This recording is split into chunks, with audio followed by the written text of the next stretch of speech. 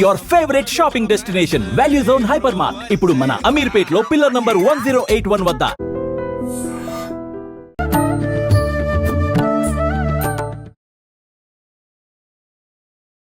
నమస్కారం, welcome to I dream. ధర్మ మార్గం విత్ విజిత కార్యక్రమానికి స్వాగతం.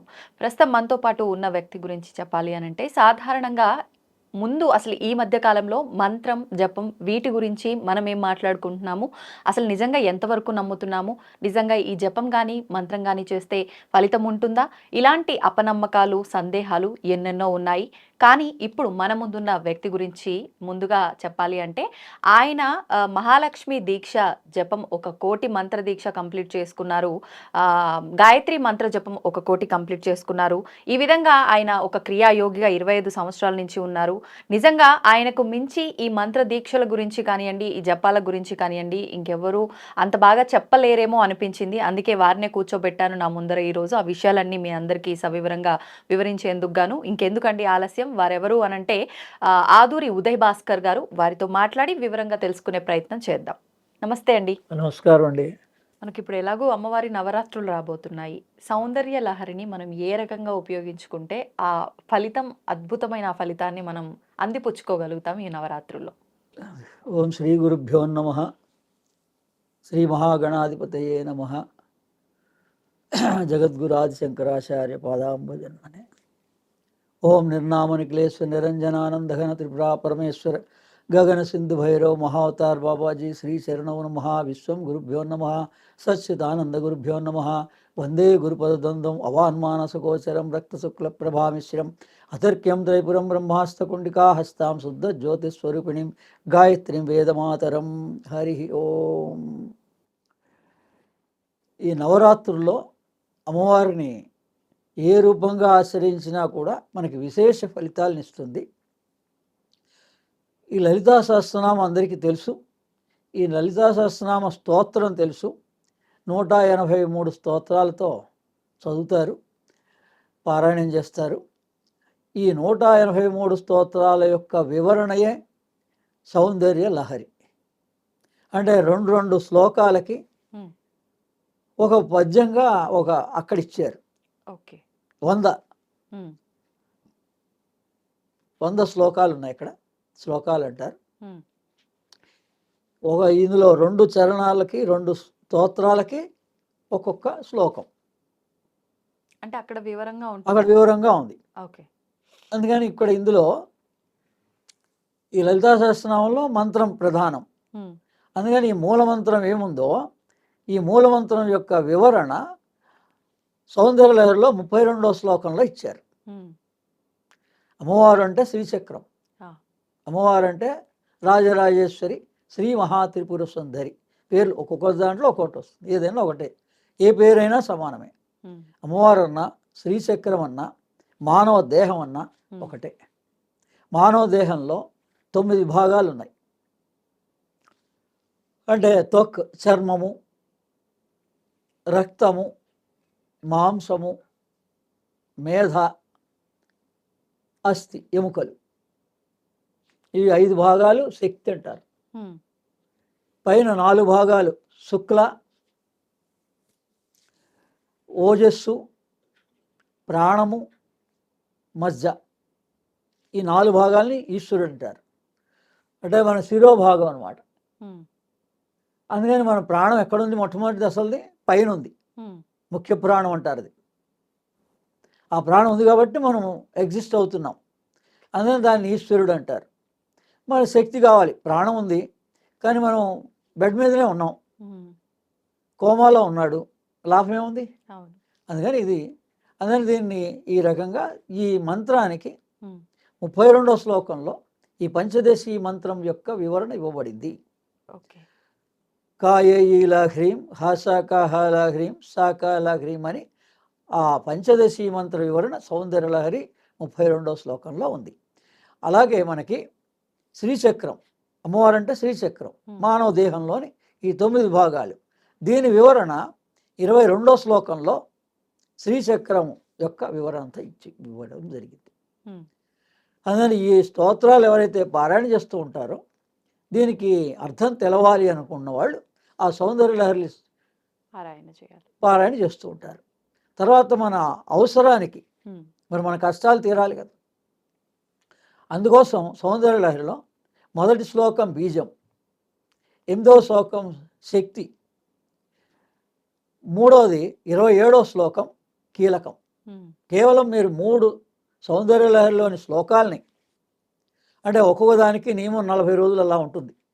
అంటే మొట్టమొదట మీకు ఈ ముందు ఏ అవసరం ఉందో ఫలస్థుతి ఉంటుంది, అందులో మీకు ఏది అవసరమో, ముందు ఏది అవసరమో దాని గురించి ఒక 40 రోజులు ఆచరించండి. తర్వాత గ్యాప్ తీసుకోండి, మళ్ళీ ఇంకొక 40 రోజులు ఇంకొక అవసరం గురించి చేయండి. మన మొత్తం యావత్ జీవితానికి 3 అవసరాలు ఉంటాయి. ఆ 3 అవసరాలు సౌందర్య లహరిలో తీరిపోతాయి. అంత గొప్పది. దాన్నే మంత్ర యంత్ర తంత్రంగా కూడా మనకు అందులో ఇచ్చారు.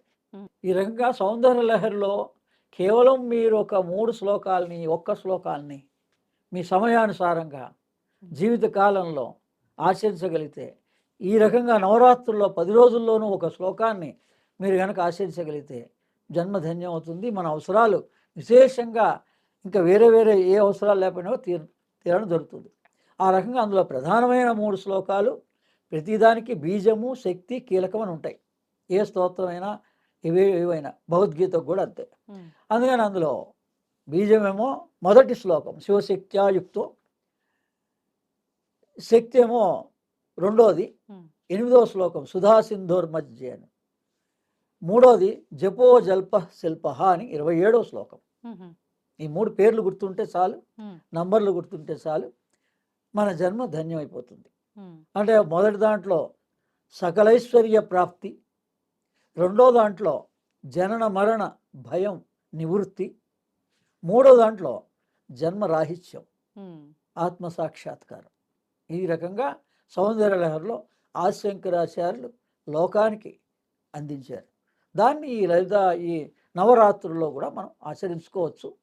అదేవిధంగా సౌందర్య లహరిలో 3వ శ్లోకం ఉంది, అవిద్యానామంతస్తిమిరమిహిరోద్వీప నగరి జడానాం చైతన్య స్తవకమకరంద స్తుతి దరిద్రాణం చింతామణిని గుణనికా జన్మ జలదో నిమగ్నానాం ధ్వంస్తామురరిపు వరాహస్య భవతి. దానికి అమ్మవారు నాకు దర్శనమిచ్చి ఈ 3వ శ్లోక యంత్రాన్ని ఈ విధంగా ఇచ్చింది. ఆమె అంటే ఒక్కొక్క శ్లోకానికి ఒక్కొక్క యంత్రం, ఒక్కొక్క శ్లోకానికి ఒక్కొక్క యంత్రం ఉంటుంది. ఓకే. మామూలుగా వేరే వాళ్ళు అయితే ఆ పుస్తకంలో ఉన్న ఆ యంత్రాన్ని కూడా ఆచరించుకోవచ్చు. నా ద్వారా నా పుస్తకం ద్వారా చదివిన వాళ్ళు కానీ దాన్ని ఇంట్లో పూజా మందిరంలో కూడా దాన్ని ప్రామాణికంగా తయారు చేయించాం. ఈ 2 దీంట్లో ఇది మనం ధ్యానంగా కూడా ఒక గోడ మీద పెట్టుకొని మనం దీన్ని ధ్యానంగా కూడా ఉపయోగించుకోవచ్చు. ఓకే.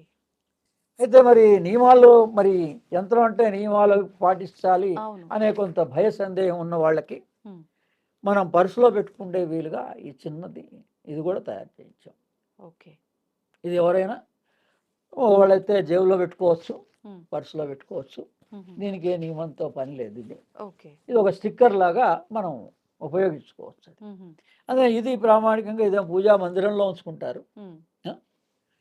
ఇదేమో అయితే పూజా మందిరంలో ఉంచుకోవచ్చు, మెడిటేషన్గా మనం యోగ ధ్యాన పద్ధతిలో కూడా ఉపయోగించుకోవచ్చు. ఈ విధంగా ఈ సౌందర్య లహరిలో క్రియాయోగానికి సంబంధించినవి కూడా 56, 57, 58 శ్లోకాల్లో అమ్మవారిని కళ్ళని వర్ణిస్తూ, అలా దేహంలోని భాగాల్ని వర్ణిస్తూ ఆదిశంకరాచార్యులు క్రియాయోగం కూడా అందులో ఇవ్వబడింది. సర్వ విద్యలు కూడా సౌందర్య లహరిలో ఉన్నాయి. ధ్యానం ఉంది, యోగం ఉంది, మన ఐహికమైనటువంటి అవసరాలు ఉన్నాయి. అందుకని భోగ మోక్షకరి విద్య అని శ్రీ విద్య అంటారు దాన్ని. అమ్మవారి విద్యను కానీ లలితా సహస్రనామం కానీ భోగ మోక్షకరి విద్య. మొట్టమొదట మన అవసరాలని తీరుస్తుంది అమ్మ, తద్వారా మనకి జన్మ రాహిత్యాన్ని కూడా కలగజేస్తుంది. ఏ విధంగా జనన మరణ భయం పోతే జన్మ రాహిత్యమే. అంతే. ఈ రకంగా ఈ సౌందర్య లహరిని అందరూ ఉపయోగించుకోండి. వేరే వాళ్ళకు కూడా తెలియని వాళ్ళకి సహాయం చేయండి. వాళ్ళు ఏ కష్టంలో ఉన్నా కూడా ఈ విధంగా మన దేహాన్ని 9 భాగాలని కూడా కాపాడుకోవచ్చు. ధన్యవాదాలండి.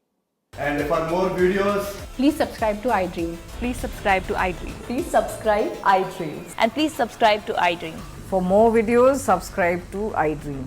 Please like, share, and subscribe to the channel. Congratulations, iDream. Subscribe to iDream. Subscribe to iDream. so subscribe to iDream Media.